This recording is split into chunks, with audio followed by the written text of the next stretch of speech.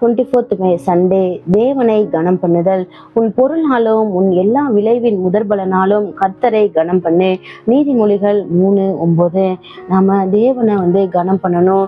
அதாவது கனம் பண்ணணும் அப்படின்னு சொன்னா நம்ம தேவனை நேசிக்கணும், விசுவாசிக்கணும், அவரிடத்துல உண்மையா இருக்கணும். எல்லாமே உண்மைதான். ஆனா நமக்கு ஒரு காரியம், நம்ம ஒரு சம்பளம் வாங்குறோம் அப்படின்னு சொன்னா அதுல ஒரு பகுதியை எடுத்து இது நம்ம கடவுளுக்காக, ஏன்னா இந்த பதவி நமக்கு அவர் கொடுத்தது, இந்த வேலை அவர் கொடுத்ததுன்னு சொல்லி உணர்ந்து அதை நம்ம கொடுக்கணும். நம்ம ஒரு விளைச்சல் பண்றோம் அப்படின்னு சொன்னா அந்த விளைச்சல் இருந்து ஒரு முதல் பலனை அவருக்கு நம்ம கொடுக்கணும். அதாவது இந்த பகுதி தேவனுக்கு தான் அப்படின்னு சொல்லிட்டு முதல்ல அதை எடுத்து அவருக்கு நம்ம கொடுக்கணும். அப்படி அதை தேவன் விரும்புறாரு. அதனால நமக்கு கிடைக்கிற நம்மளுடைய விளைச்சல்ல நமக்கு கிடைக்கிற எல்லா பலன்லையும் நம்ம முதற் பங்கை நம்ம தேவனுக்கு கொடுக்கணும். அப்படி கொடுக்கறத அவர் விரும்புறதுனால அதை கொடுத்து நம்ம அவரை கனம் பண்ணணும். ஜெபம்.